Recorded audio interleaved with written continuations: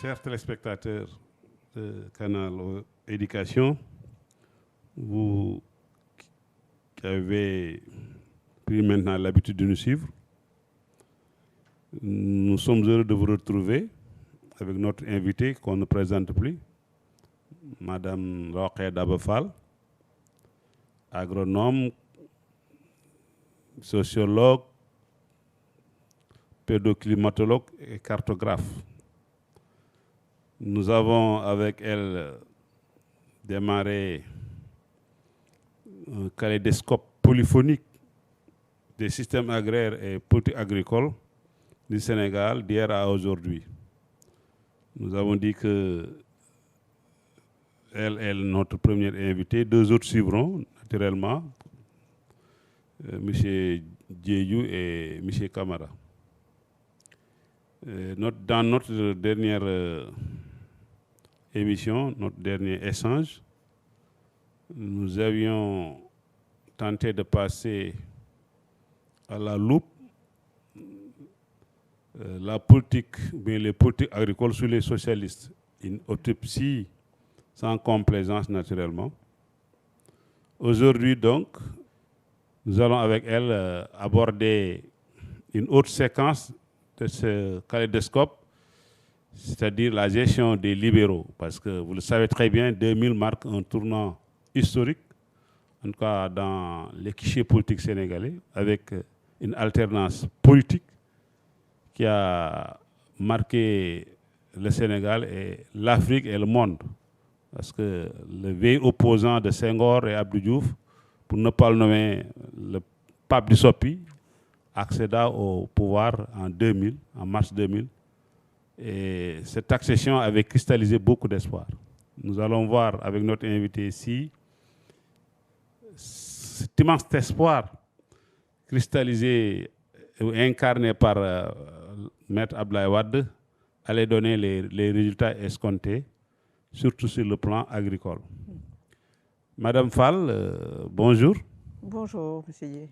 Nous avons donc tenté, dans notre dernière émission, de voir les grandes ambitions des politiques d'autosuffisance alimentaire, alors de l'après-Mamadou Dia, qui, il faut le rappeler, avait un ambitieux programme de redressement économique et social.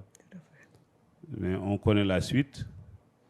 Et ce plan est quasiment mort-né, parce qu'avant même son exécution, alors lui, il était déjà out. Nous avons donc naturellement abordé maintenant cette question qui est revenue avec les libéraux. Maintenant, nous allons voir quelles ont été, en tout cas, les motivations des libéraux à partir des années 2000 en matière agricole avec l'accession de Maître Abdoulaye Wade au pouvoir. Merci beaucoup, M. Dié, pour votre question. Et je voudrais saisir l'occasion pour aussi saluer vos téléspectateurs. Et pour la question que vous venez de poser, les ambitions des libéraux par rapport au secteur agricole étaient très nobles parce qu'ils ont hérité d'une situation qui était déjà une situation libérale.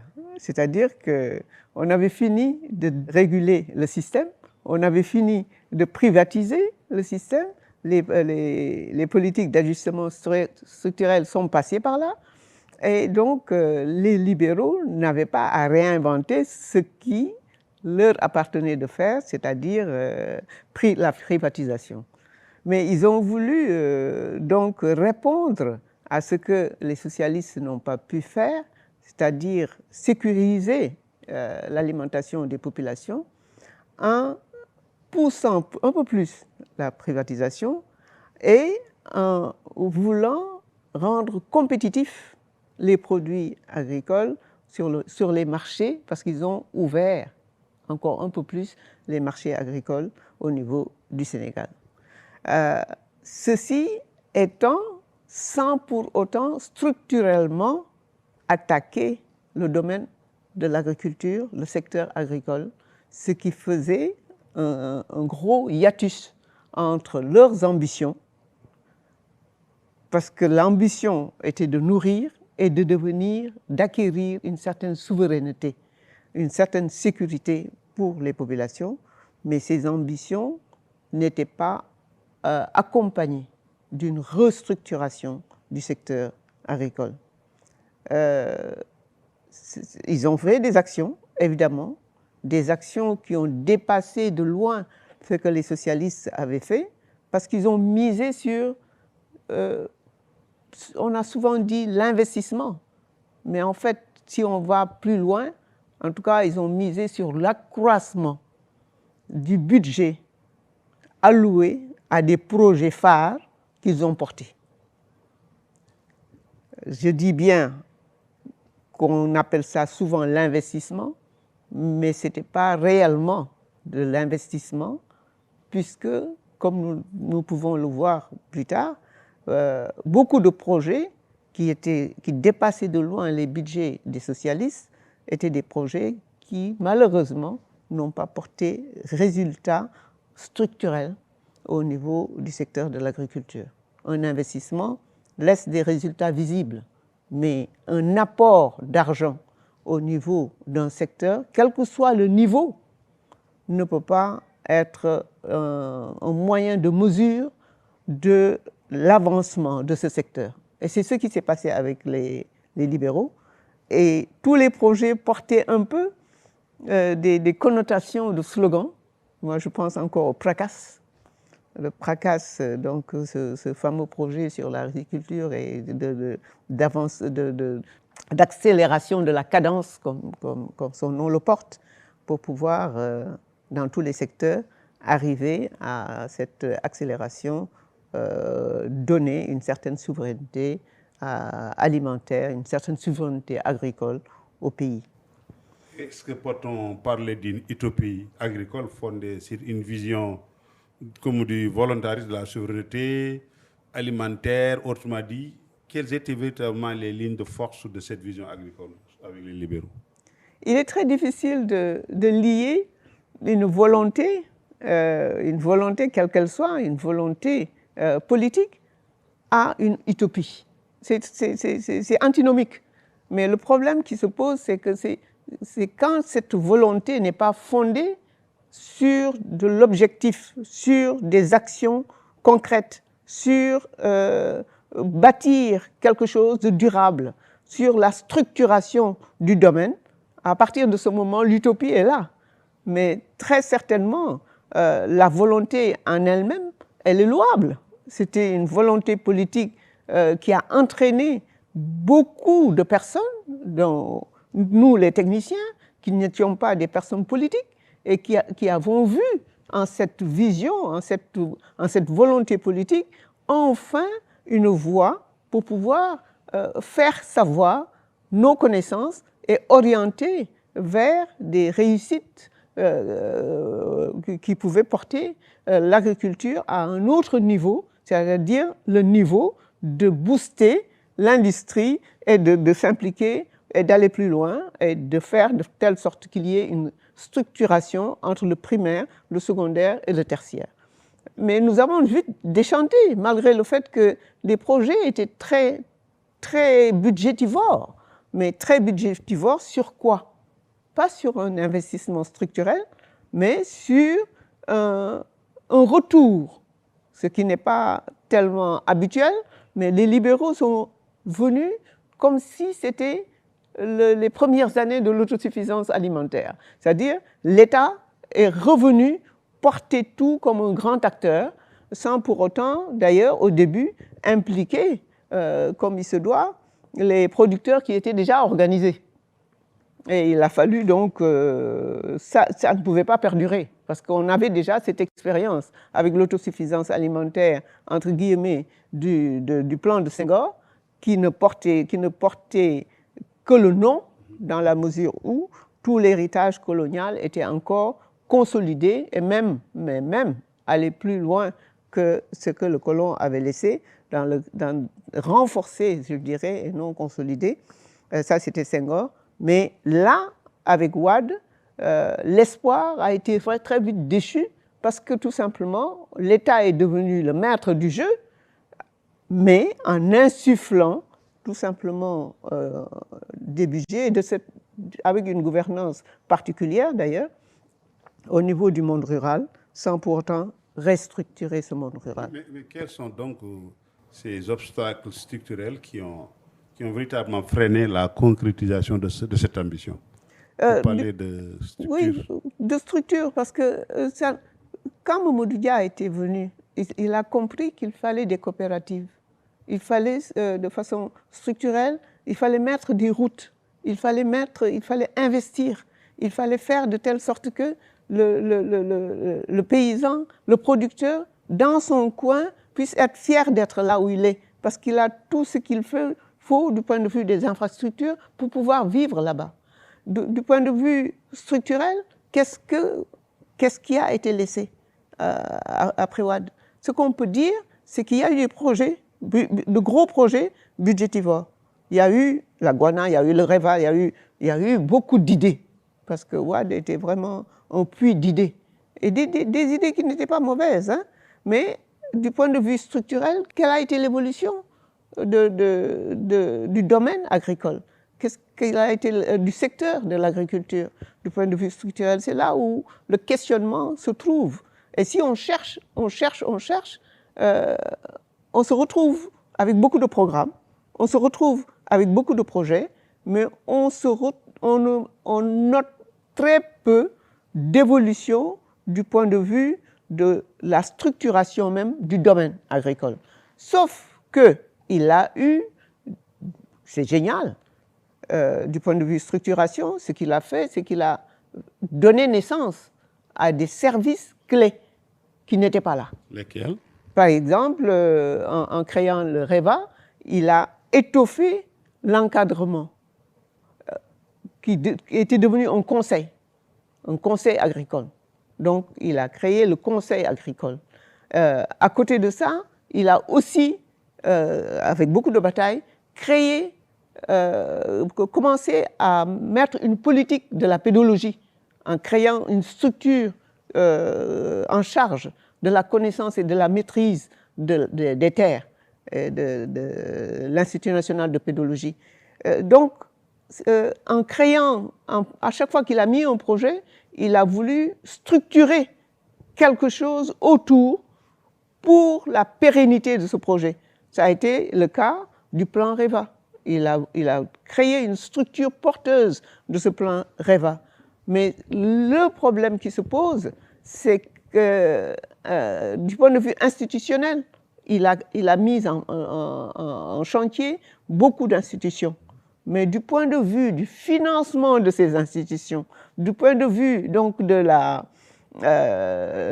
du mode de fonctionnement de ces institutions, du point de vue des liens entre ces institutions et les populations pour lesquelles ces institutions étaient mises en œuvre, il y a eu un manque de structuration.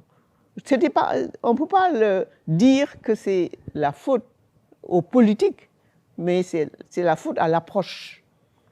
Et peut-être aussi, comme on le dit souvent dans beaucoup de pays africains, et ce n'est pas seulement l'Afrique, c'est que quand l'administration n'est pas assise et bien structurée pour une cause donnée, beaucoup de choses sont portées par la personne qui est là. Et ça marche avec une personne, et dès que la personne est changée, ça peut marcher autrement ou anéantir tout ce qui avait été déjà entrepris ou considéré comme des acquis. Et c'est là, justement, un gros point, quand je dis structuration, c'est là où vraiment l'accent doit être mis par quiconque, en tout cas, penserait construire quelque chose pour un pays. Parce qu'il faut laisser des institutions solides. Et la solidité des institutions ne doit pas dépendre de l'homme qui occupe les postes, mais seulement de réglementations bien réfléchies avec l'ensemble des personnes en charge de cette chose-là pour que ce soit quelque chose où personne ne peut aller de toute façon faire autrement. Parce que la gouvernance a été un défaut fondamental du règne des libéraux. Oui, justement, parce que ça aussi, vous avez mis quand même le doigt sur un point essentiel. C'est finalement l'administration. Parce que nous parlons souvent, oui, nous voulons une administration de développement, mais souvent même, on parlait même de la gare, la gestion axée sur les résultats. Ça a été un concept tellement alors théorisé, mais au bout du compte, on se rend compte qu'il y a eu beaucoup donc, de goulot d'étranglement, il y a eu des surplaces, et on avait l'impression qu'il y a un net recommencement sur tout le rythme avec lequel on changeait aussi de ministre. Là aussi, je crois que n'est-ce pas aussi là aussi un facteur d'instabilité? Je me dis toujours que l'homme ne doit pas être un facteur d'instabilité. Je suis là aujourd'hui assise, vous pouvez être là demain et les choses continuent à marcher. Absolument. Ouais, donc, qu'on change de ministre tous les jours, je pense que si un ministre ne fait pas le travail, il faut le changer. Il faut nécessairement le changer. Mais il faut que l'institution soit viable. C'est l'institution qui doit être viable. Et c'est là où il y a défaut. Il y a un défaut net qui est ressorti quand, surtout pendant le règne libéral. Parce que tout était lié à la personne qui occupe. Et ce qui a été aussi le clientélisme qu'on a noté lors du débat sur les régimes socialistes qui se sont succédés, était allé crescendo. Parce qu'on ne peut pas on veut bien être politique, on veut bien faire les choses de façon telle que le parti au pouvoir puisse avoir tous les soutiens qu'il faut. Mais ce n'est pas au détriment du développement. Et ce n'est qu'avec le développement, d'ailleurs, que les personnes peuvent encore croire au parti qui est au pouvoir. Mais c'est le clientélisme, c'est que la personne, justement, les changements dont vous parliez, si ça a été déstabilisant, c'est parce que quand quelqu'un change, tout change en même temps. Parce que chacun vient avec ses propres personnes. Et il y a des choses qui ne doivent pas changer. Absolument. Parce que la structure est faite de façon telle que, par exemple, à un moment donné, vous avez parlé de la gare. La gare devait aller, gestion des résultats, suivant les résultats. Axé sur les résultats. Axé sur les résultats, devrait aller parallèlement avec l'évaluation. Absolument, le suivi-évaluation. Oui, c'est systématique. Parce que tu ne peux pas dire que c'est axé sur les résultats et puis après tu n'évalues pas. Ça c'est une chose. Autre chose, c'est pendant les socialistes, il y a eu une création dans les ministères, le secrétaire général, qui est la machine tournante des ministères. Donc, on ne doit pas, ça n'a pas de sens de le faire politique. C'est quelqu'un qui doit savoir pourquoi il est là. Donc, tout ça a changé, et là je suis d'accord avec vous, c'est déstabilisant, parce que tout simplement, la personne qui part dans sa valise avec tout le monde avec lequel il est venu, et la personne qui vient dans sa valise tout un autre monde qui n'a rien à voir avec les profils des postes destinés. En jeu. Je crois que d'où la pertinence de cet appel d'offres-là qu'on attend. Peut-être qu'il y a ce type de fonctionnaires quand même qu'on devrait bien choisir et les mettre, n'est-ce pas, dans ces structures-là, en quoi dans le circuit. Mais est-ce que l'État libéral aussi disposait suffisamment de moyens alors pour encadrer, structurer, n'est-ce pas, cette culture dont il rêvait véritablement?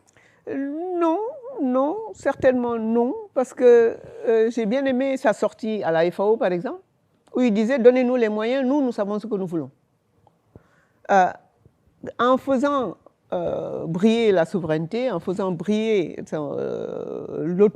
l'autonomie et le développement, il a perdu beaucoup de partenaires. Il a aussi perdu, du point de vue du partenariat, il a aussi perdu beaucoup d'organisations civiles et beaucoup d'organisations paysannes qui étaient déjà existantes. Ce n'est pas de sa faute, hein, parce qu'il y a eu aussi des organisations paysannes qui n'avaient d'organisation que de nous. Donc, capturer éventuellement. Exactement, beaucoup de choses. Donc, partant de cela, il n'a pas eu confiance en beaucoup et il a voulu créer ses propres réseaux. Donc, qu'on puisse faire d'un pays un recommencement éternel ne se peut pas. Il y a au moins quelque chose. Il est vrai, même dans les grands pays qui se disent développés, enfin, dans le sens de développement qui est universellement reconnu. Quand une équipe vient, entre les démocrates et les républicains, il y a toujours des changements. Ça, c'est vrai. Mais ça n'empêche pas à l'appareil de tourner. Il y a des choses essentielles qui doivent tourner. Et une des choses essentielles qui doit tourner, c'est sécuriser l'alimentation de façon souveraine des populations. Et ça, c'est pas parce qu'on change quelqu'un ou qu'on met quelqu'un d'autre, etc. Mais quand tu te mets maintenant par tes désirs, tu diminues les moyens financiers de prendre en charge ce que tu veux développer, ça pose problème. Personne, les libéraux devaient être les premiers, compte tenu du fait que c'est des libéraux, à poser le problème du financement autrement que l'ont posé les socialistes. Mais ils se sont aussi mis dans les mêmes créneaux que les socialistes pour financer le développement. Et quand des portes de ces financements qui sont extérieurs, rien d'endogène, rien d'inclusif, tout extérieur, quand des portes se ferment, tu n'as plus les moyens de ta politique. Il faut donc nécessairement des fonds souverains, comme on dit, pour porter cela. Parce que quand on regarde aussi l'arrivée des libéraux au pouvoir, ils ont bénéficié de ce qu'on appelle l'initiative PPTE. Ils ont élaboré en 2004 le DSRP, le document stratégique de réduction de la pauvreté. Il y a eu donc, avec même l'arrivée toujours des libéraux, on disait qu'en quoi les agrégats macroéconomiques sont tous au vert, les clignotants sont au vert. Donc, Wade a tout de même bénéficié d'une situation favorable. Parce qu'on sortait de, ce n'est pas une dizaine d'années de stabilisation structurel avec beaucoup de contraintes. Mais lui, il vient, tout ça, on dit au vert, Abdou même l'a dit, j'ai donné à Wade un pays au clignotant vert. Mais on pensait que, donc, il allait véritablement, comme c'est un économiste réputé aussi, ben, tout cela aussi faisait qu'il y avait des préjugés favorables quant à, en tout cas, les voies et moyens à mettre en place pour que ce qui est arrivé depuis notre indépendance, l'action à notre pays à l'indépendance ne puisse se reproduire. Qu'est-ce qui n'a pas trop marché, quoi, vraiment? Vous avez tout ce que vous avez cité, vous les avez cités dans le même système. C'est en fait c'est ce même système qui prend des couleurs, tout simplement. Mais le système est toujours resté le même. PPTE, qui a décidé qu'on soit PPTE, c'est le même système qui a permis à Wade d'accéder à ces fonds-là, c'est le même système.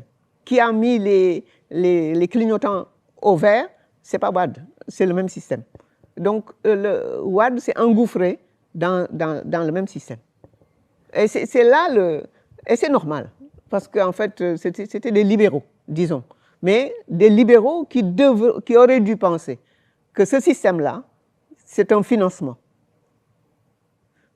Tout ce que tu dois faire vient d'un financement.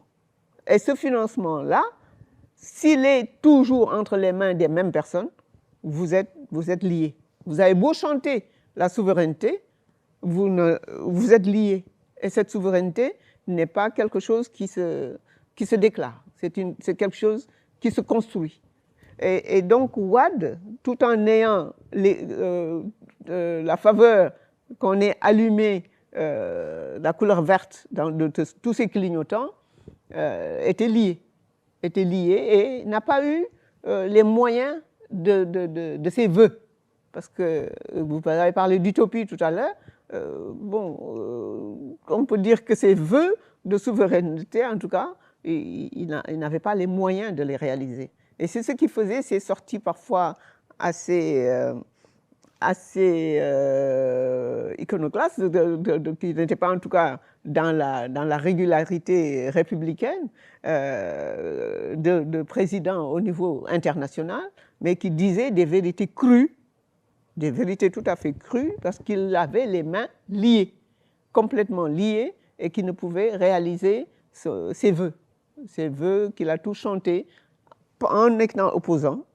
Et maintenant qu'il est au pouvoir, et voilà qu'il ne peut rien réaliser en fait, qu'il est assujetti à des programmes dessinés pour l'Afrique. Parce que tout ce que vous avez cité, ce sont des choses qui se sont réalisées aussi bien au Sénégal, qui se sont réalisées dans un pays limitrophe. Et là, on a parlé la dernière fois de la sociologie des similarités. On aurait été tous ensemble, qu'on aurait pu, et ça, il l'a pensé quand même. Parce qu'un de ses points d'attaque était de l'intégration sous-régionale avec l'UEMOA, avec la politique agricole au niveau de l'UEMOA. Mais l'UEMOA elle-même est financée par l'extérieur. Ce n'est pas les cotisations des pays qui tiennent l'UEMOA. Donc, c'est le système dans lequel tu ne peux pas prendre un bout et sortir de ce bout-là parce que tu es pris dans la... Non, je crois que le système est anomique. Il est diffus et il est complexe, il est multidimensionnel. Je crois que le système, il nous faut véritablement le cerner. Il faut que nous le cernions ici pour voir véritablement c'est quoi au fait. Parce que c'est un monstre aussi finalement qui fait peur. Il est là, diffus, présent, omnipotent. Partout c'est le système. Je crois que nous aurons l'occasion d'en parler. Mais ce modèle libéral vers la transition, c'était fait avec des dérégulations, c'était fait avec des privatisations. Comment ça s'est passé avec Souad? Ce que je commençais par dire, c'est que Wade avait déjà hérité de ça. Avait déjà hérité de la dérégulation. Il avait déjà hérité d'une bonne partie de privatisation.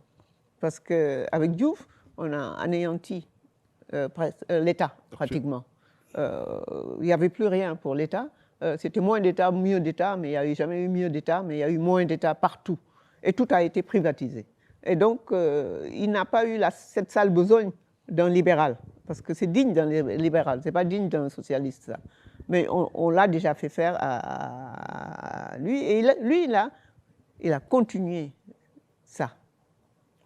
Wade a continué ce système de régulation, oui, et de privatisation. Et de privatisation. Des fois avec des montages scandaleux. Hein? C'est là la gouvernance, justement, du point de vue libéral. La gouvernance a atteint vraiment ses limites comment on dit ça, de sainteté, de non-sainteté. Parce que on avait l'impression, en tant que fonctionnaire qui était entré dans la fonction publique depuis les années 80, on avait l'impression que c'était des bradage, quoi. Oui, des personnes qui sont venues tenir des petites entreprises par-ci, par-là, et qui ne voyaient pas la grandeur de l'État dans les petites choses qu'il faisait. Et donc, ça a été la vente totale de tout ce qui restait à vendre, de tout ce qui restait à prendre. Bon, c'est vrai, c'était bien de créer l'Institut national de pédologie pour en savoir plus, avoir plus de maîtrise des terres, etc. Mais parallèlement à ça, on cherche toutes les terres existantes du point de vue du domaine urbain pour l'occuper. Absolument. Sans pour autant demander à cet Institut national de pédologie son avis. Si ces terres-là sont vivendi ou pas. Donc voilà des contradictions, et ça je le dis parce que c'est mon domaine propre, mais c'est partout pareil. On a bazardé, on est rentré dans le libéralisme sauvage, et puis le développement s'en est fait sentir. Donc, en tout cas, le tableau est sombre hein, par endroits dans la gestion des libéraux, surtout en ce qui concerne notamment le foncier. Mais ne pensez-vous pas aussi que cette tentative-là de conciliation entre libéralisme et souveraineté était finalement une équation insoluble pour les libéraux? Moi, je ne vois pas d'antinomie, en fait. Je ne vois pas d'antinomie entre souveraineté et libéralisme. C'est que l'un doit précéder l'autre. Lequel? Souveraineté. Sans souveraineté, tu ne peux pas choisir un quelconque régime pour aller où? Pour construire quoi? Parce que tu n'as pas la voix, en fait. Tu n'as pas le droit à la parole, là où il faut prendre la parole. Tu es assujetti à des forces qui sont au-dessus de toi. Ça, c'est un aspect. L'autre aspect, c'est que tu n'as pas le choix. Tu n'as pas l'aptitude de choisir. Parce que ce n'est pas parce que tu es libéral ou parce que tu es socialiste. Quand tu n'es pas souverain, tu n'es pas souverain. Tu n'es pas maître de ce que tu fais. Et ce n'est pas antinomique, mais il fallait tout simplement trouver les intersections entre ce désir de souveraineté et les politiques libérales. Et je pense que ça a été... Wade a été très généreux dans ses nominations, dans ses désignations de personnes qui n'ont rien à voir avec les secteurs dans lesquels ils ont été désignés, de façon telle que chacun y est allé comme il l'a senti. Et puis, bon, je pense qu'il n'avait plus, c'était lui le puits à idées, mais une fois que ces idées sortaient de lui-même, ils étaient dans des mains de personnes qui ne pouvaient pas les gérer, qui ne pouvaient pas en faire, les concrétiser. Et c'est ainsi que, du point de vue structurel, il a vraiment développé le champ structurel de l'agriculture. C'est une réalité. Il n'y avait pas ça au niveau pendant le règne socialiste. Du point de vue des idées de projet, il a fait pareil. Mais une fois que c'est sorti de sa tête, une fois que c'est créé, c'est toujours l'échec. Et pourquoi c'est l'échec? Parce que structurellement parlant, le choix des personnes, le choix la consolidation des structures n'a pas suivi. Et donc, la confusion, les intersections entre souveraineté et libéralisme n'ont pas fait écho au niveau des personnes qui devaient appliquer sa politique. Et je ne sais pas si ça a certainement fait écho au niveau de lui-même, de sa tête, parce que Wade, c'est un géant sur tous les plans, parce que pour l'avoir pratiqué, je sais que quel que soit le domaine scientifique sur lequel vous communiquez, il en sait autant que toi, sinon plus que toi, mais ces intersections n'ont pas été mises en œuvre. Malheureusement, l'écho tant attendu n'a pas eu lieu. Non. Il y a un brouillage, parce que simplement, comme vous avez dit, le choix aussi n'était pas souvent le bon choix. Mais ça, c'est peut-être aussi du népotisme, parce que finalement, le système tant combattu et dénoncé, finalement, c'est amplifié sous Wade. Ça aussi, le paradoxe. Oui, parce que, en fait, sous Wade, le clientélisme est allé crescendo, comme on l'a dit tout à l'heure. C'est vraiment le parti-État, quoi. Oui, c'est devenu... Et puis, c'était aussi avec beaucoup de personnes qui ne savaient pas ce que c'était l'État. Ça aussi, ça a joué contre lui. Il s'est entouré de beaucoup de personnes qui ne savaient pas ce que c'était l'État. Il est vrai qu'il y avait un État que Senghor avait construit, il y avait des méthodes qui étaient là, il y avait des grands fonctionnaires qui étaient déjà là et qui savaient ce que c'était l'État, mais Wade est venu avec son équipe. Avec les agences, tout ça. Son équipe politique. On parlait même que les agences étaient un gouvernement parallèle, quoi. En tout cas, c'était à côté des ministères. Les ministères avaient parfois beaucoup moins de moyens que l'agence. Et donc, comment peux-tu avoir une agence au niveau de ton ministère et que l'agence soit beaucoup mieux dotée que toi? Ça pose problème. Ça pose énormément de questions. Et j'espère, parce que aussi l'espoir qui est actuellement fondé sur nos nouveaux dirigeants, c'était que beaucoup d'agences allaient disparaître. En tout cas, dans le plan de relance, paraît-il, il y aura recomposition, il y aura disparition, etc., ce qui est promis. On verra. Oui. Maintenant, je crois que il y a eu donc, comme qui dirait, en tout cas, une une sorte d'insatisfaction. Certaine. Parce que quand même, il y avait beaucoup d'espoir. Lui qui parlait de kilo de riz à 60 francs, des maïseries partout, en tout cas durant tout son parcours. Mais on se rend compte qu'à l'exercice du pouvoir, il y avait quand même beaucoup d'insatisfaction. Donc on dit, est-ce que vous partagez ce point de vue, c'est lié à son âge.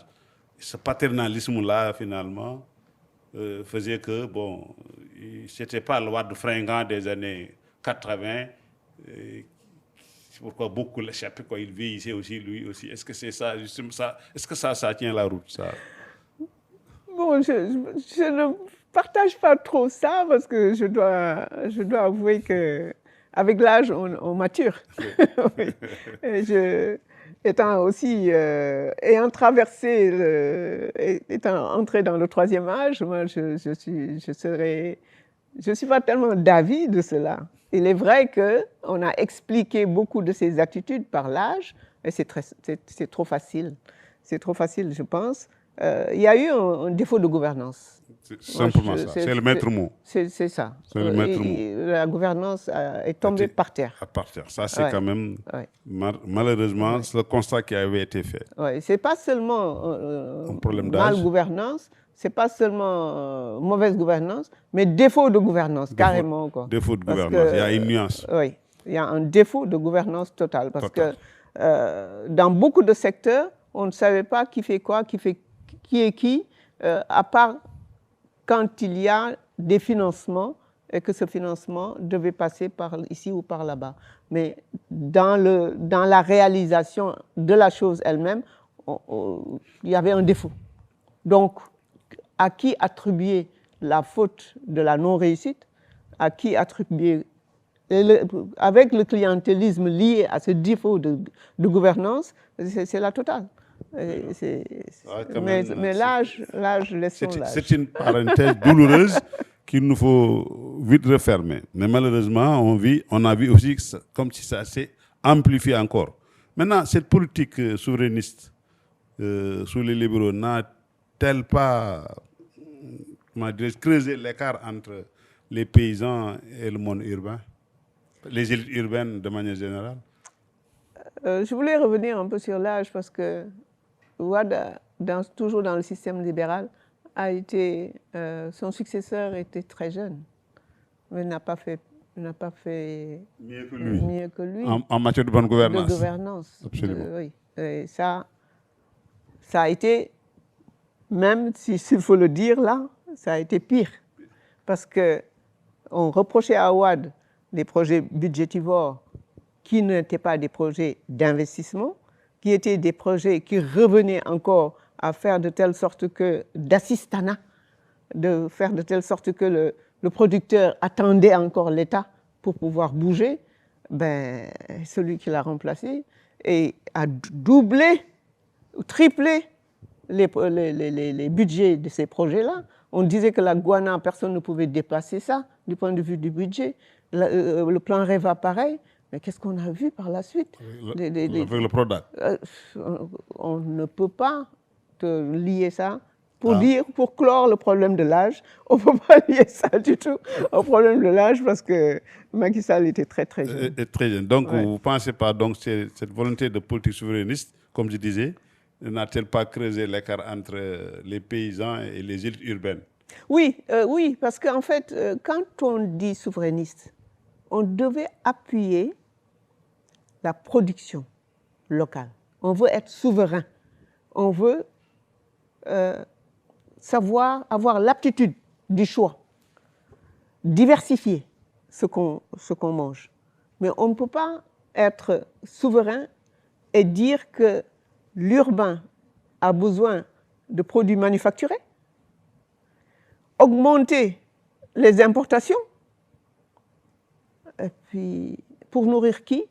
Pour nourrir l'urbain et le rural qui n'a plus de travail parce qu'on n'a pas changé son milieu, on ne lui a pas donné de l'eau pour pouvoir travailler plus de 3 mois et qui se rabat dans les villes et qui prend l'habitude aussi de ce riz importé, de ces boîtes de conserve, on ne sait pas d'où est-ce que ça vient.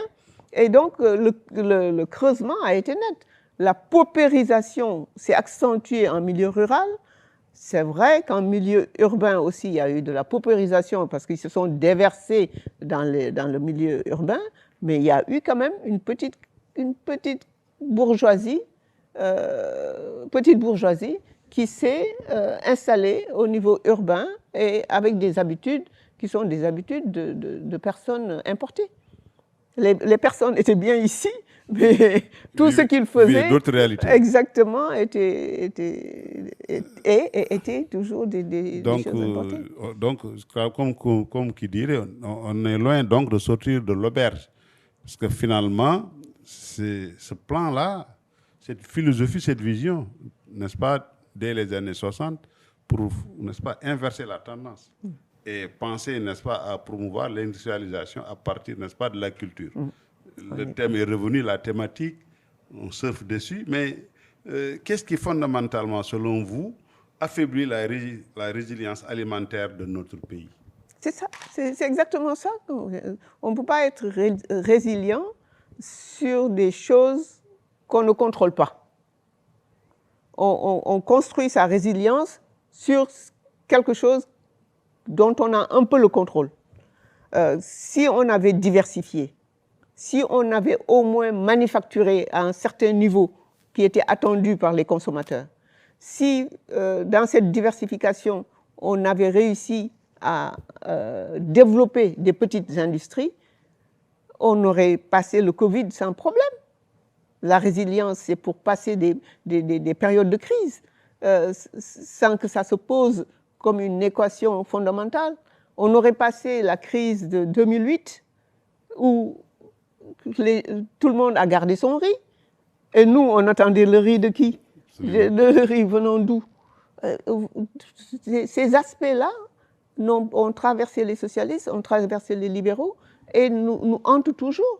Parce que la diversification doit se faire. Et pour ce faire, il faut nécessairement une connaissance territoriale des aspects qui entrent dans la production, la terre, le climat, et qu'on puisse décentraliser pour à chaque niveau de responsabilité, des choix puissent se faire de façon souveraine et portés par des personnes qui sont évaluées au bout du compte. Parce qu'on ne peut pas continuer, recommencer, refaire, et puis après... L'éternel recommencement. Voilà. Je crois que ça aussi, ce n'est pas viable. C'est pas viable. Mais en fait, dans cette volonté souverainiste, quel a été le rôle du secteur privé, des ONG et des regroupements paysans pour, n'est-ce pas, l'atteinte de cette dynamique souverainiste alimentaire? Je commencerai par les paysans, par les producteurs. Parce qu'il faut qu'on se dise la vérité aussi. Il y a des courants internationaux d'idées qui sont facilement avalés parce que c'est très lénifiant. Parce que souverain, tout le monde aimerait être souverain.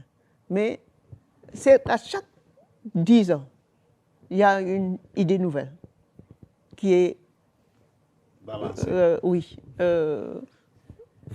pour penser. Les Anglais ont donc une expression de food for thought, juste une nourriture pour réfléchir. Et on s'y jette sans pour autant aller vers le fond de la chose. Quand on nous jette de façon, déjà en 1996, souveraineté alimentaire, quand en 2000, c'est repris de façon très fière par Wade, à côté de Chirac, pour dire la souveraineté alimentaire. Vous regardez la chose et vous vous demandez, mais est-ce qu'il parle de l'alimentaire ou est-ce qu'il parle de la souveraineté? La souveraineté alimentaire, le radical, c'est la souveraineté. Absolument. Et ce radical, la souveraineté, ne touche pas que l'alimentaire pour que l'alimentaire puisse se faire. C'est d'abord la souveraineté intellectuelle, c'est d'abord la souveraineté des savoirs, c'est la souveraineté au niveau même de la génération des savoirs qui est à l'université. On n'est encore pas souverain et on veut la souveraineté alimentaire. Mais comment penser souveraineté en ne pensant que alimentaire? Ça ne se peut pas. Et la souveraineté... C'est trop réducteur. C'est tellement réducteur qu'on en oublie le radical. Le radical, c'est avoir l'aptitude du choix, pouvoir développer ses aptitudes de choisir. Pas avoir le droit, parce que le droit, quand on dit droit, c'est qu'il y a quelqu'un qui est au-dessus de tout ça et qui doit veiller à ce que ce droit soit distribué. Et c'est ce qui est le mal du droit à l'alimentation, parce que tout le monde reconnaît que c'est un droit, mais un droit qui se donne, comment ça se donne? Ça s'arrache, ça se prend comment? Comment on vérifie que le droit que tu l'as? Oui, tu as le droit de manger à ta faim. Bon, mais la denrée alimentaire est une denrée comme une robe, comme autre chose, il faut l'acheter. Donc, comment se passe ce droit-là? Donc, le problème, c'est l'aptitude. L'aptitude de pouvoir choisir. Et ça, si on ne met pas l'accent sur la souveraineté en tant que telle, la souveraineté alimentaire n'arrivera jamais. On a beau mettre des budgets dans le riz, mettre du budget dans toutes les cultures, mais filiariser certaines cultures, peut-être qu'on y arrivera, faire de telle sorte que ça puisse être productif.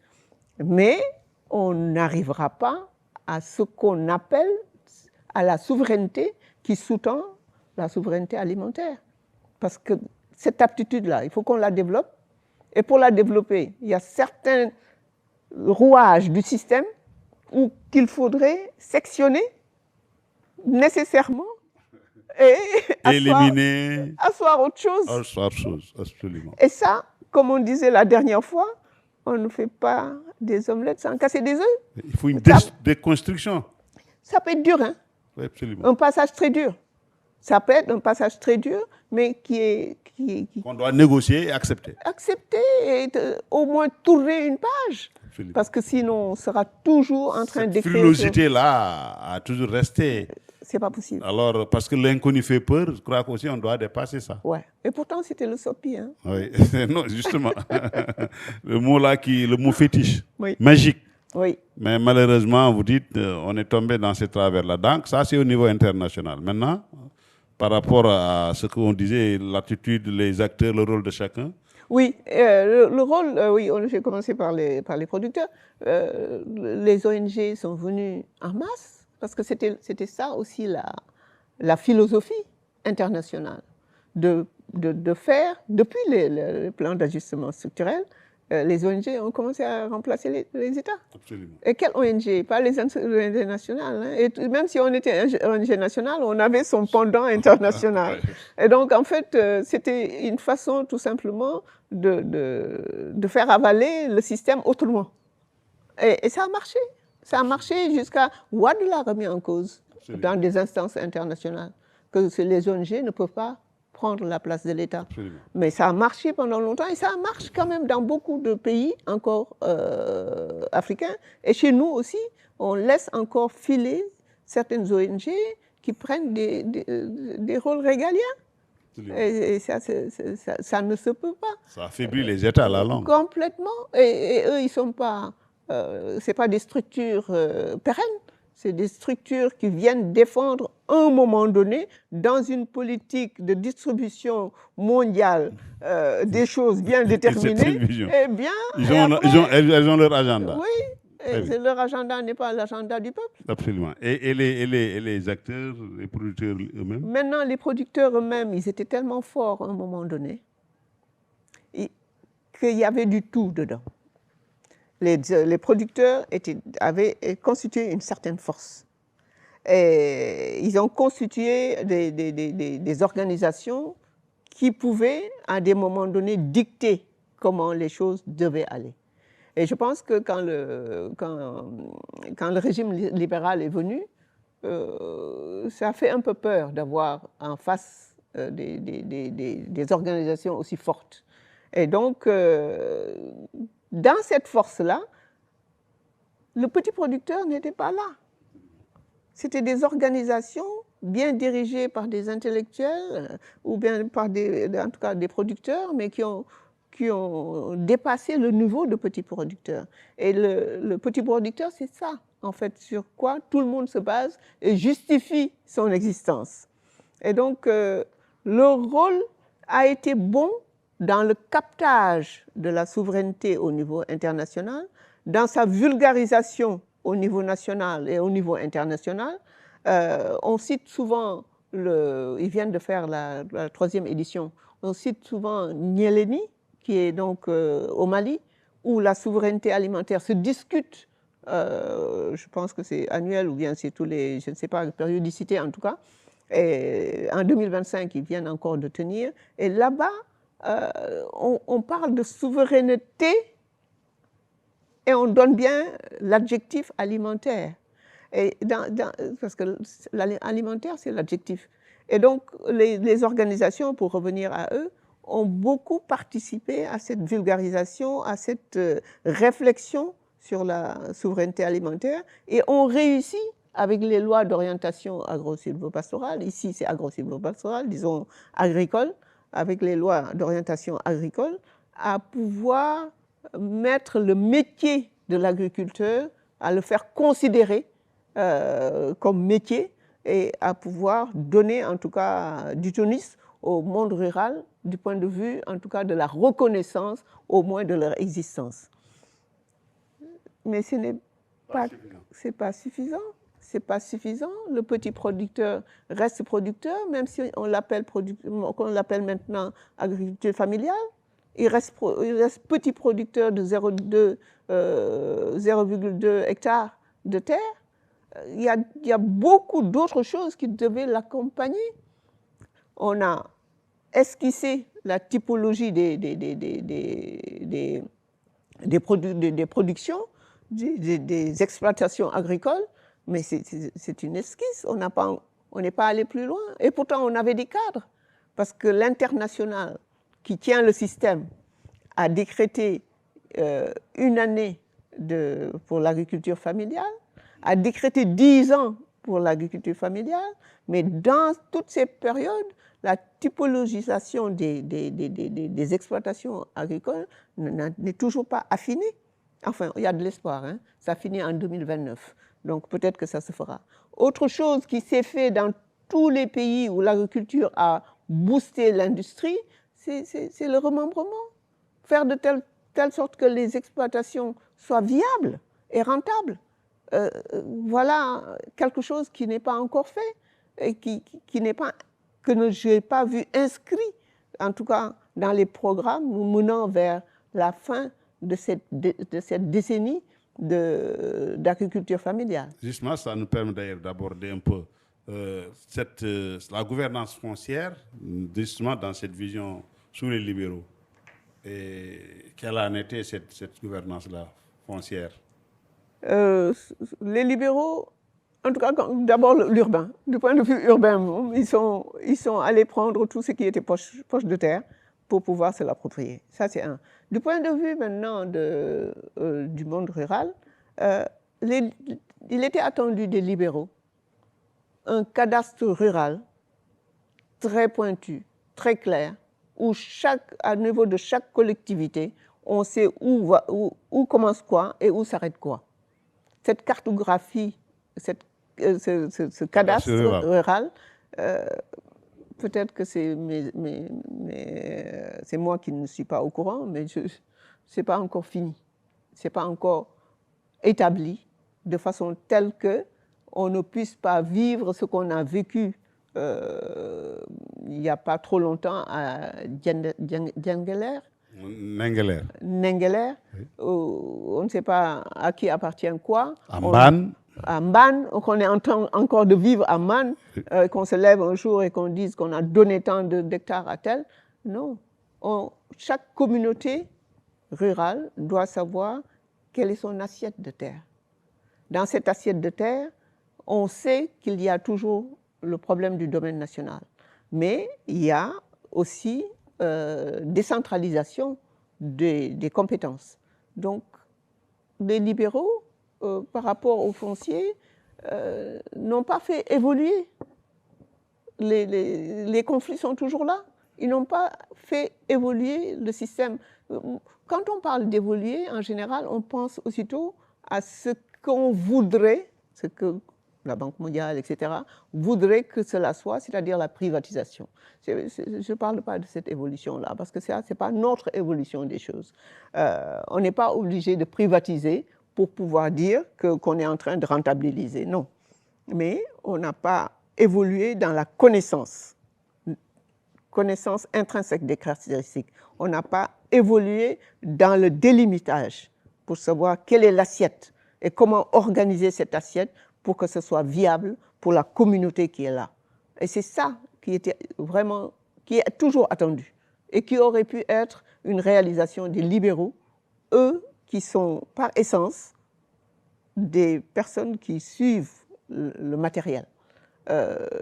Donc, mais ça n'a pas été un des résultats. Je pense avec l'ANAT, l'Agence nationale de l'aménagement territoire, on pensait que véritablement ces problèmes-là allaient être réglés parce qu'il y a des conflits récurrents sur la délimitation des périmètres là, communaux, etc. Et il y a énormément de problèmes, n'est-ce pas? En tout cas, le foncier reste quand même un domaine qui est très exacerbé sous les libéraux. Ça, c'est une constante. Oui. Et je crois qu'on a cité Mbane, on cite Nengler, il y a d'autres aussi zones où souvent on voit des populations soulevées pour dire non, ne touchez pas à nos terres. Oui. Donc, quid maintenant des secteurs qui ont le plus bénéficié de cette politique souverainiste sous Wade? Quels sont les secteurs qui ont le plus bénéficié de cette vision souverainiste sous Wade? Il a mis le poids, et Macky Sall l'a suivi, il a mis le poids au fleuve. C'est un secteur risicole, c'est le riz. Le riz en a particulièrement bénéficié. Il a mis le poids, mais de façon très politique, sur l'élevage, qui en ont aussi bien bénéficié en ayant leur corridor, etc. etc. Du point de vue agricole, hein, je ne parle pas des autres secteurs, il a mis le poids sur les Niayes, avec l'oignon, qui a aussi, dans le cadre du PRACAS, j'aime bien dire le PRACAS parce que ça fait tellement slogan. Ça a beaucoup cassé. Oui, ça a plus cassé que construit. L'oignon, qui est devenu quand même presque, à des moments donnés, on a eu des pics d'autosuffisance. Absolument. Mais maintenant, autosuffisance, c'est dans le temps. C'est pas des pics, encore une fois. On peut dire des pics de suffisance. Mais autosuffisance, ça s'inscrit. Pic de suffisance et non d'autosuffisance. Oui, autosuffisance, ça s'inscrit dans le temps. On est obligé de réguler, on entend souvent, oui. On régule, on interdit les importations en tout moment. Parce qu'on dépend encore des importations. Oui. Est-ce qu'on régule en Hollande? On ne régule pas, c'est eux qui nous donnent leurs oignons. Ils ne prennent pas les nôtres parce qu'ils n'en ont pas besoin. Ils savent produire, conserver et être autosuffisants. Absolument. Et quand on nous dit telle année on a été autosuffisant, non, on utilise un mot qui est galvaudé finalement. Oui, c'est galvaudé. On a été suffisant. On a produit suffisamment. Suffisamment, mais on n'est pas autosuffisant. On n'est pas autosuffisant. Parce que quand même, il faut passer après vendre. Oui, oui. Quand justement, c'est là la voie normale. La voie normale. Une agriculture non déviée, tu produis, tu manges, tu conserves pour manger toute l'année. Et quand tu ne peux pas produire pour continuer à manger, et l'excédent, tu compétis dans les marchés. Absolument. Ouais. Et on nous dit de façon d'ailleurs très banale, mais écoutez, c'est le commerce qui enrichit les États. C'est très simple. C'est pas si banal que ça. Là, on doit avoir donc en tête cette vérité crue-là. Donc, ce que vous dites des pics de suffisance, mais la formulation est tellement belle que maintenant, on se rend compte qu'en creusant tout de suite, on tombe même dans le galvaudage des mots. Ouais. Donc, on n'a jamais été autosuffisant, mais on a été suffisant par moment. Par moment. Par moment. En tout cas, pour ce qui est de la filière oignon. Oui. Mais pour le reste, on est toujours donc pour le riz, où on a mis beaucoup d'investissements, quand vous parliez de secteurs qui en ont bénéficié, on est toujours en train d'importer et d'importer de plus en plus. On importe des choses qu'on n'est pas en train de produire. Le Burkina Faso est en train de faire son blé. Le blé, on l'importe de façon totale. Et, ça monte, ça monte, ça monte. Quand on voit les courbes, c'est extraordinaire. Et pourtant, on dit qu'il y a des expériences concluantes de certaines variétés de blé dans les Niayes, au niveau de Matam, etc. Mais on est encore toujours à des stades d'expérimentation, mais qui, par moment, perdurent. On n'en sort jamais. En tout cas, quand on expérimente une chose, c'est pour en donner des résultats et rendre compte. Oui. On disait tout à l'heure, l'évaluation, on ne peut pas être dans le Gard et ne pas... Absolument. Ouais. Mais quand on regarde quasiment, depuis les socialistes, en passant par les libéraux, la filière céréalière peine à sortir de l'ornière. Et pourtant, dans le cadre de la Guana, avec la crise alimentaire de 2008, Wade, quand même, je crois que était aussi surtout appelé à l'époque par sa volonté de diversification. À un moment donné, on a voulu penser qu'il voulait tuer l'arachide. Et il y a eu même une levée de bouclier. Parce que, mais on constate que cette filière a du mal à bouger. Là où je veux déjà prêter mon mot, c'est l'appellation filière. Ça pose problème pour le céréal. Pour les céréales, pourquoi? Oui, parce qu'au départ, vous savez, en même temps qu'il y a eu le programme agricole, il y a eu le plan céréalier. Il y a plan agricole et plan céréalier. Il y a eu le plan, oui, et le programme céréalier. Absolument. Oui, il y a eu les deux en même temps. C'était en ce moment-là d'un État fort qui soutenait tout, qui était le principal acteur. Le programme agricole, c'était les mécanisations, intrants, tous les intrants. Et il y avait le plan céréalier qui donc s'occupait de ces céréales-là. Ensuite, toujours pour les céréales, quand on a filiarisé, il paraît que ce n'est pas français, mais on se comprend, filiariser, faire une filière. Quand on a mis en place les filières. Voilà, quand on a pris... la décision de mettre en place une filière céréale. Une filière d'une chose ou d'une autre. Absolument. Mais quand on a mis en filière, l'arachide est né en filière. En filière. Mettre en filière... Mais ça veut dire quoi, mettre en filière? Exactement. C'est prendre une chose de bout en bout. Avec toute la chaîne de valeur. Toute la chaîne de valeur et supporter ça. Faire de telle sorte que ce soit compétitif. Faire de telle sorte que ce soit productif. Faire de telle sorte que ce soit rentable. Quand on a décidé de prendre cette chose-là, on le prend de bout en bout. C'est comme aujourd'hui, c'est le coton. Le coton aussi. Oui. Culture coloniale, culture de rente. Quand elle est devenue coloniale de rente. Quand tu compares alors, quand vous comparez bien l'arachide et le coton, comment ces filières existent, tu ne peux pas appliquer le bon filière aux céréales. Tu ne peux pas. Parce qu'on n'a pas pris le même soin. On ne l'a pas pris de bout en bout. On ne lui a pas donné tous les intrants nécessaires. On n'a pas pensé à la transformation. La transformation s'est faite par les femmes comme elles le pouvaient, de façon traditionnelle. On n'a pas pensé à la commercialisation. Ça se fait dans les petits marchés. C'est qui prend ça pour le commercialiser? Non, on n'a pas pensé à la valorisation du produit.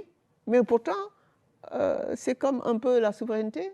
On prend le terme de filière, les filières céréalières, etc. Pourquoi ça peine? Parce que ça n'a pas été, et là, permettez-moi le mot, les céréales n'ont pas été filiarisées. Oui, on vous l'accorde. Jusqu'à ce jour, elles ne sont pas des filières où toute la chaîne de valeur a été étudiée et soutenue, et pour que ça soit boosté et que ça rentre dans l'économie nationale. On est resté dans des expérimentations très éphémères, très basiques. Quand on a dit il faut manger local, donc on donne des moulins à mil, on donne pour faire du sungouf, on fait ceci, on fait cela. On a toutes les valeurs. Beaucoup comparent le fognon, par exemple, au quinoa. Le quinoa a conquis le monde. Le quinoa, c'est quoi? C'est un genre de céréale qui n'a pas de gluten. Gluten. Pourtant, on sent ça au niveau du fognon. Le fognon, c'est pareil.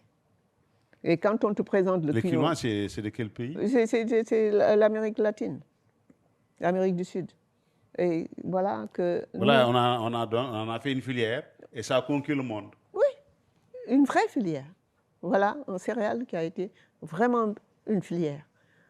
Ça a conquis le monde et toute la bourgeoisie préfère ne pas prendre le blé, qui est plein de gluten et qui est démontré comme étant nocif pour la santé, préfère le quinoa ou préfère des produits de ce type-là. Nous, on a un produit qui est le fognon, qui est ça, qui a toutes ces valeurs-là. La filière fognon, vous l'avez entendu? Un problème de distribution au Sénégal. Ouais. On n'en trouve même pas. Et pourtant, les gens font beaucoup d'efforts au niveau des groupements féminins. Pour aller en chercher. Tu es obligé d'aller en chercher chez quelqu'un de particulier pour avoir ton fognon. Absolument. Donc, je voulais juste dire que si votre question, avant que la filière céréalière puisse répondre, il faudrait d'abord qu'elle soit une filière. Une filière, yeah. OK. Et elle ne l'est pas. Elle l'est pas. Elle ne l'est pas. Et je pense qu'on a tout pour qu'elle le soit. Le problème, c'est de mettre l'accent là-dessus. Ce n'est pas l'un contre l'autre. Et ce n'est pas ne pas maintenir les acquis coloniaux. Parce que moi, ça me fait frissonner quand on parle d'acquis coloniaux, parce que le colonial n'a fait que des choses pour soi. Donc, que ça soit un acquis pour moi positif, ça pose problème.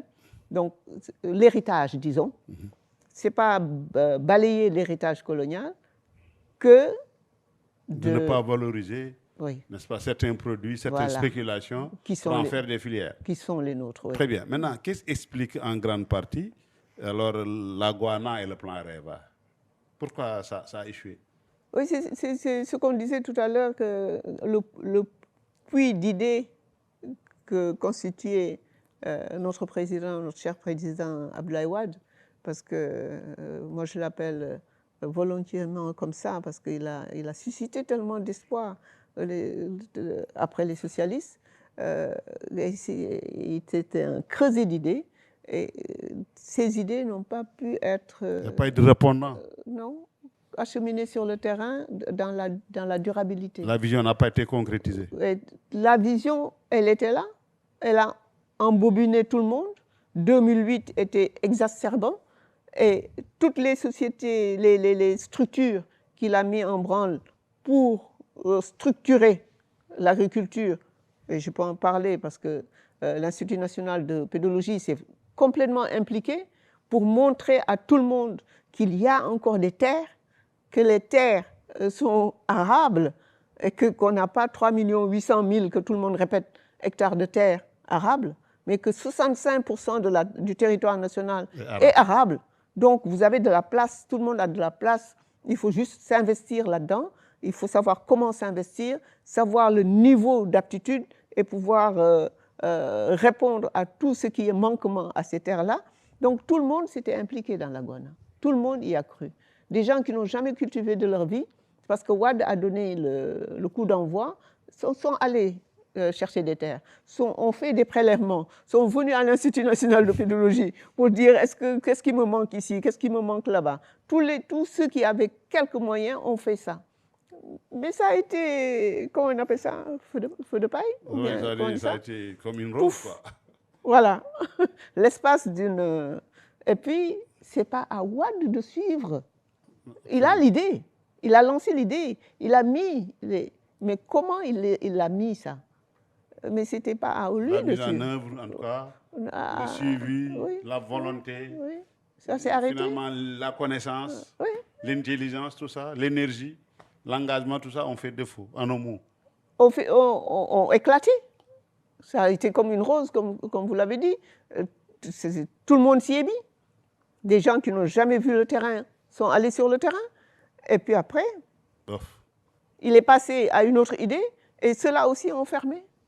Et ceux qui étaient en charge de cela, ce sont les structures qu'il a mis en place. Justement, en parlant de structures aussi, je crois que dans l'échec, souvent aussi on impute à certaines structures, l'ISRA, je ne sais pas, comment on appelle l'Institut de technologie alimentaire, parce que dans la revalorisation quand même de ces filières, ou bien en tout cas de ces spéculations, ces structures-là aussi, d'après certains, peinent à aussi avoir les moyens, le personnel, en tout cas l'accompagnement qu'il faut pour aller dans le sens de la vision tracée souvent aussi par l'autorité.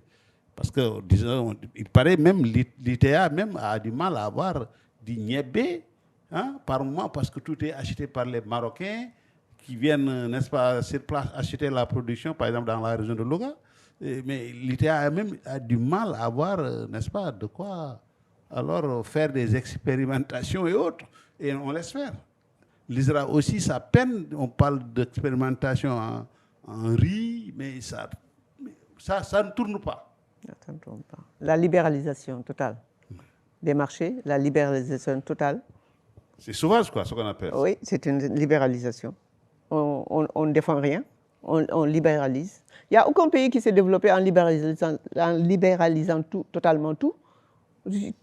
Tu as des domaines où tu dois mettre les freins. Oui, et parce que tu dois te développer à partir de ça. Donc tu ne peux pas ouvrir, parce qu'on dit d'ouvrir, tu ouvres tout. Même ceux qui te disent d'ouvrir, ils ferment. Ils ferment. Ça, donc, il faut quand même de la volonté, il faut être souverainiste, comme vous dites, à tous les niveaux. Oui. Très bien. Maintenant, on va peut-être aborder nos deux dernières questions. Quels sont les obstacles à l'adoption, par exemple, d'une culture écologique et territorialisée? C'est vrai qu'on parle maintenant de territorialisation des politiques publiques. Mais jusqu'ici, qu'est-ce qui a fait défaut? L'avènement de cette agriculture écologique et territorialisée. Vous avez bien dit territorialisée. Oui. Quand on territorialise à l'intérieur d'un territoire donné, c'est des portions de ce territoire dont on doit connaître toutes les caractéristiques. Absolument. Est-ce que l'Institut national de pédologie est en train de donner de sa part, rien que de sa part? Parce qu'une fois qu'on descend en territorialisation, on découpe le territoire. Et chaque découpage de territoire, les caractéristiques doivent être connues par ceux qui sont en charge du développement de ce territoire. Donc pour faire une agriculture territorialisée, il faudrait qu'à chaque morceau de territoire, qu'on puisse y mettre des choses qui sont adaptées à cette portion-là, adaptées à tous les niveaux. Mais on parle des régions écogéographiques. Est-ce que cette connaissance ou bien cette typologie-là suffit? Je crois que finalement, la pédologie est l'élément le plus déterminant. En quoi sa connaissance, sa maîtrise? Ne pas le dire par une bouche de pédologue, je pense que c'est c'est évident. Oui. Bon, les zones écogéographiques ont été dessinées à un moment où il y a eu ce mouvement écogéographique européen, oui, universel, disons, occidental, qui luttait contre le productivisme. Et donc, on a dessiné cette zone écogéographique qui constitue le Sénégal. C'est très large. Absolument. Quand on territorialise quelque chose, il faut y aller avec des connaissances un peu plus serrées, mais qui sont fondées sur des caractéristiques mesurables, observables, et qui peuvent être donc, parce que mesurables et observables, qui peuvent être domptées pour pouvoir porter des cultures ou en tout cas des activités bien déterminées. Donc il nous faut un niveau de connaissance à une échelle beaucoup plus grande que ce qui a été fait dans le cadre des zones agroécologiques. L'Institut national de pédologie a travaillé dans ça. Au départ, ils ont sorti 9 zones pédoclimatiques. Ils ont joué... 9 zones pédoclimatiques. Pédoclimatiques. C'est un des concepts que vous aviez introduit au départ. Absolument. Ouais. 9 zones pédoclimatiques. Maintenant, ils en sont à 12 zones pédoclimatiques parce qu'ils ont affiné leur observation, ils ont affiné leur recherche, ils ont affiné les analyses pédologiques. Et c'est à partir de ça, normalement, c'est une base même de la subdivision administrative. Ça devait être une base de cela si la base n'est pas politique. Parce qu'il y a beaucoup de zones qui ont été subdivisées administrativement, sur la base de considérations politiques, point barre. Et autres, même ethnologiques. Parfois, oui. Donc ça c'est toujours pas... alors, je ne pense pas que ce soit encore à l'ordre du jour. Et j'espère bien que cette territorialisation, si on y croit, on passera nécessairement par ça. Par cela. Maintenant, notre dernière question, avant votre mot de la fin. Bon, c'est peut-être une question provocatrice. Hein. Vous pensez que l'industrialisation du Sénégal est encore une arlésienne? Ce serait dommage qu'elle soit une arlésienne. Et si elle l'était, ça veut dire qu'on peut changer de pays. Parce qu'on est condamné à s'industrialiser ou à mourir, ou à rester entièrement dépendant. Et nos petits-fils, et tout le monde, on sera toujours dépendant. La voie normale d'un pays qui dit que l'agriculture est la base de l'économie, c'est l'industrialisation. Et ce n'est pas parce qu'on a trouvé du gaz et du pétrole. Hein. Et je pense que ça, au moins, on peut dire qu'on ne va pas tomber dans cette erreur-là, dans laquelle certains pays africains sont tombés parce qu'ils ont eu leur pétrole très tôt. Absolument. Et ils ont aussitôt négligé tout ce qui est agriculture. On ne tombera pas dans ça parce que l'agriculture reste encore le poumon du développement économique. Maintenant qu'on a du gaz et du pétrole, trouver les systèmes de financement de cette agriculture ne doit pas être diable, puisqu'on se veut souverain. On se veut souverain. Donc posons les liens nécessaires qui font que l'agriculture puisse être financée, produire assez pour donner des produits à l'industrie. Parce qu'en fait, de quoi vit-on? Si on prend le cas de l'arachide, c'est lamentable, même si c'est une culture de rente. On dit que les huiliers ont rempli leur quota. Déjà. Déjà, c'est fini. Maintenant, les Chinois, venez, vous pouvez acheter brut. Dans quel pays fait-on ça? Et quand on dit qu'on ne fait pas ça, c'est les organisations paysannes qui disent vous êtes en train de tuer la filière. De tuer la filière. Parce que politiquement, on n'a pas assis une politique qui puisse transformer cet arachide. Ce n'est pas que des huiliers. On est en train de... Il n'y a pas que le mafé non plus. Quel est le nombre de familles de Sénégalais qui sont en train d'acheter de la pâte à tartiner tous les matins? C'est extraordinaire. Il y a beaucoup d'autres choses à faire avec ça, mais surtout pas à le vendre brut. Absolument. Vendre un produit brut et attendre qu'on te le revende pose problème. Ça, on retourne dans l'économie de traite. Oui, très bien. Maintenant, c'est bien dit. C'est pourquoi d'ailleurs je disais tout à l'heure que des instituts comme l'ITA aussi devraient être bien soutenus pour que cette recherche-là aussi puisse être à ce niveau-là menée. Votre mot de la fin, madame? Peut-être que je vais d'abord parler un peu de l'ITA parce que l'ITA fait des expérimentations et me pose sur le marché. Et ils l'ont fait pendant longtemps. Mais quel est l'industriel sénégalais? Le secteur. Celui qui a les moyens pour pouvoir faire de cette expérimentation sienne et en faire et le vendre dans le circuit. C'est les Libanais qui font des petits pains de mil, très rarement, etc., etc. Mais il n'y a aucun Sénégalais qui s'est investi là-dedans. L'investissement reste toujours dans l'immobilier, etc. Ça, c'est juste une parenthèse. Mais parce que tout simplement, ça coûte cher ou bien c'est pas rentable? Parce que c'est nouveau. C'est nouveau. Parce que personne ne veut s'y jeter. Parce qu'on ne fait rien aussi pour soutenir. Oui, et parce que c'est plus facile d'avoir 36 000 maisons et de les louer. Par exemple, si l'armée se nourrissait par exemple, de ces produits. Par exemple et que ça soit une obligation. Une obligation, peut-être ça pourrait après déteindre. Exactement, c'est une histoire politique, encore une fois. Non, je vois. Très bien, je vois. Que les écoles... Les écoles et autres là, très bien. Je crois qu'il y a des structures quand même, il y a des secteurs à qui on pourrait, par exemple, alors demander d'encourager cela avec cette consommation au quotidien. Et surtout, faire beaucoup de communication autour. Oui. Votre mot de la fin? Mon mot de la fin, c'est que j'ai une ferme croyance en la souveraineté et une ferme croyance au fait que c'est la souveraineté qui a porté le nouveau pouvoir là où il est. Et j'ai donc un grand espoir que cette souveraineté sera vue dans sa totalité quand on parle de souveraineté alimentaire, pour pouvoir commencer par la souveraineté intellectuelle, la souveraineté des connaissances et propulser ces souverainetés afin d'atteindre la souveraineté alimentaire. Merci beaucoup. En tout cas, la souveraineté, donc il faut forcément, Madame nous invite à une déconstruction, parce que je disais, on ne peut pas penser à la souveraineté et continuer à enseigner à nos élèves. Nous sommes pays pauvres, endettés, nous faisons partie du quart monde.